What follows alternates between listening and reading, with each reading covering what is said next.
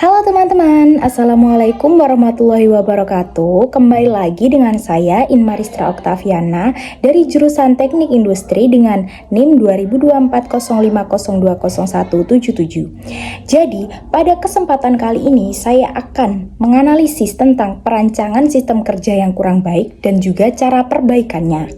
Di sini saya akan menganalisis tentang kursi kantor yang kurang ergonomis.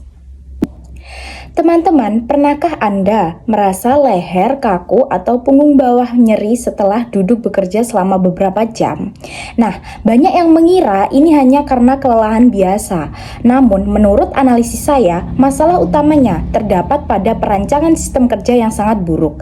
Spesifiknya, pada alat kerja yang paling sering kita gunakan, yaitu kursi kantor yang tidak ergonomis. Lalu, bagaimana caranya? Nah, duduk diam dalam waktu yang lama adalah beban statis bagi tubuh kita. Jika kursi tidak mendukung antrometri tubuh kita, sistem kerja tersebut akan gagal dan menyebabkan penurunan produktivitas serta risiko kesehatan jangka panjang.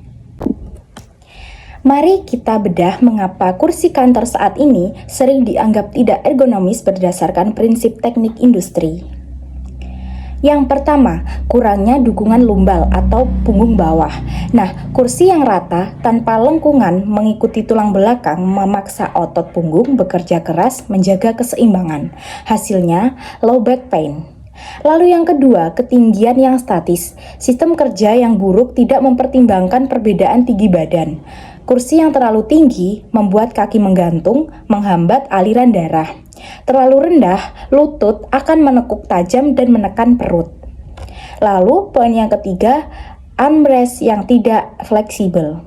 Sandaran tangan yang terlalu lebar atau terlalu rendah memaksa bahu terangkat atau merosot, memicu ketegangan pada otot trapezius di leher. Dampak pada sistem kerja keseluruhan. Sistem kerja bukan hanya soal manusia dan mesin, tetapi soal interaksi di antaranya. Ketika kursi tidak nyaman, fokus kita terbagi antara menyelesaikan tugas dan menahan rasa sakit. Secara ergonomis, ini menyebabkan MSDS atau Musculoskeletal Disorders. Dalam skala besar bagi perusahaan, kursi yang buruk berarti peningkatan absen karyawan karena sakit, penurunan akurasi pekerjaan, dan biaya kompensasi kesehatan yang membengkak. Inilah yang saya sebut sebagai perancangan sistem kerja yang tidak efisien.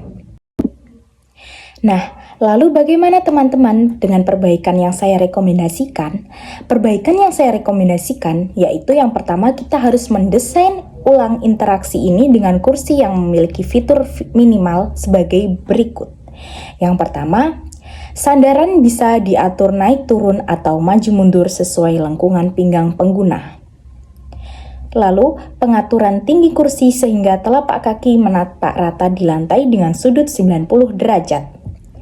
Kedalaman dudukan yang bisa diatur agar tidak menekan bagian belakang lutut. Lalu yang terakhir, sandaran tangan yang bisa diatur tinggi, lebar, dan sudutnya agar sejajar dengan tinggi meja kerja.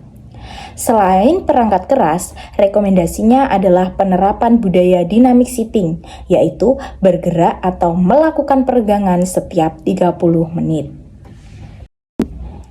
Investasi pada kursi ergonomis bukanlah pemborosan, melainkan langkah krusial dalam perancangan sistem kerja yang sehat.